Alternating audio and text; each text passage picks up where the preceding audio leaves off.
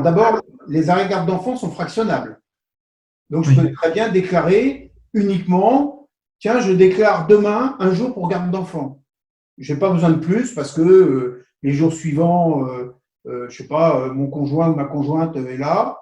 Donc déjà, c'est fractionnable.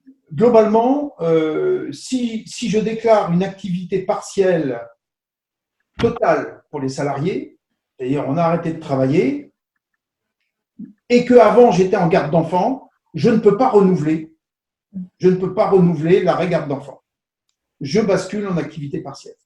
Ce que vous venez de dire qui est assez intéressant, premièrement, vous avez dit, compte tenu des subventions qu'on reçoit, le conseil d'administration trouve que ce n'est pas normal d'aller demander un remboursement au titre du chômage partiel. Je trouve que c'est une posture assez intéressante à creuser un petit peu. Et je voudrais dire deux choses quand même. La première, c'est que l'employeur ayant l'obligation de fournir un travail aux salariés, c'est une des premières obligations du contrat de travail, sans ça s'appelle la mise au placard. Je dois donc, si je ne fournis pas un travail aux salariés, prendre des dispositions. Et dans la situation que vous venez de décrire, là, par exemple, de dire je ne peux fournir finalement que 2 jours de travail, eh bien, vous devriez ouvrir un dossier activité partielle. Je dis bien l'ouvrir et demander le droit d'avoir X centaines ou milliers d'heures potentielles de chômage. Après, donc à partir de là, j'ai rempli mon obligation. Je ne peux pas faire travailler les salariés, donc remplir mon obligation, mais j'ai pris les dispositions. Après, deuxième niveau, peut-être que je ne demanderai pas le remboursement par l'État des heures chômage. Hein? Et là, par contre, ça m'ouvre une réflexion qui est une réflexion aussi tout à l'heure avec la notion de on maintient à 100% les salaires.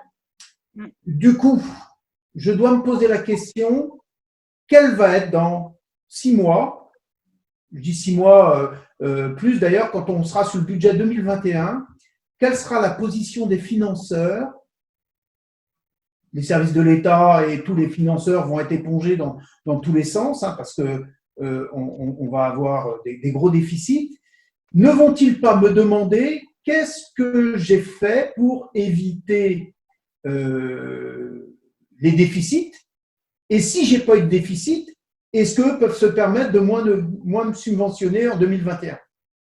Et donc, si j'ai maintenu les salaires, est-ce qu'ils vont me dire, vous avez artificiellement créé des charges que vous pouviez éviter, nous, on n'est pas là pour les financer.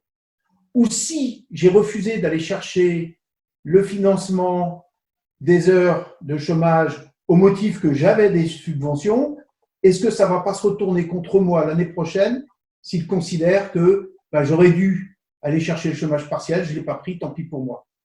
Alors moi, je n'ai pas les réponses de ça, mais je me dis que tous les services vont être excessivement étranglés financièrement. Qu'est-ce qui va se passer auprès des collectivités territoriales, auprès du département, auprès de la CAF, auprès de… Je m'interroge.